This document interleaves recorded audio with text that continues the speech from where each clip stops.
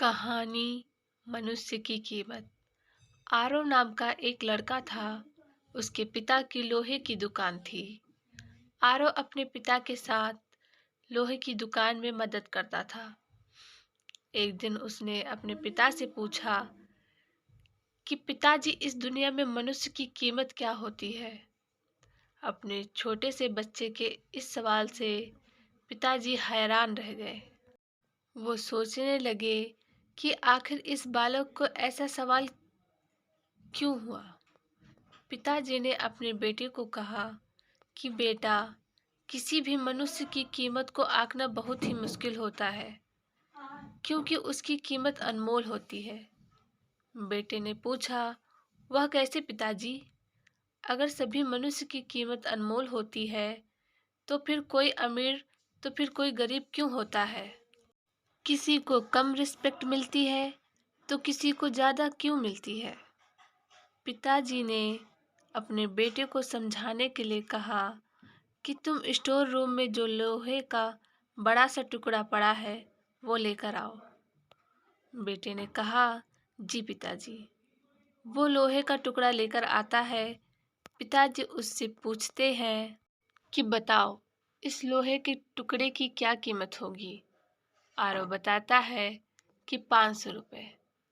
पिताजी अब उससे पूछते हैं कि अगर मैं इस टुकड़े के छोटे छोटे कील बना दूं तो फिर उसकी क्या कीमत होगी? वो थोड़ा सोचकर बताता है कि पिताजी, ऐसा करने से उसकी कीमत बढ़ जाएगी। तब ये तब तो ये और भी महंगा बिकेगा, लगभग 1500 रुपये में।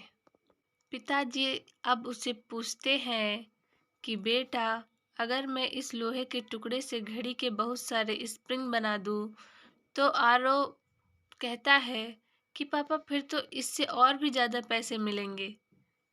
पिताजी अपने बेटे को समझाते हुए बोलते हैं कि ठीक इस लोहे के टुकड़े की तरह ही मनुष्य की कीमत होती है। मनुष्य की कीमत भी इसमें नहीं होती है कि अभी वो क्या है, बल्कि इसमें होती है कि वो अपने आप को क्या बना सकता है। आरव अब समझ चुका था कि उसके पिता क्या कहना चाहते हैं। हम भी अपनी कीमत आंकने में कई बार गलती कर देते हैं।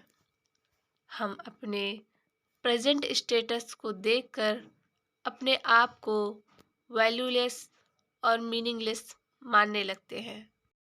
हम ये नहीं सोचते हैं कि हम अपने आप को क्या बना सकते हैं और हम अभी क्या हैं। उससे अपने आप की कीमत आंक लेते हैं। हमें हमेशा अपने आप को इम्प्रूव करते रहना चाहिए और अपनी सही कीमत प्राप्त करने की दिशा में आगे बढ़ते रहना चाहिए।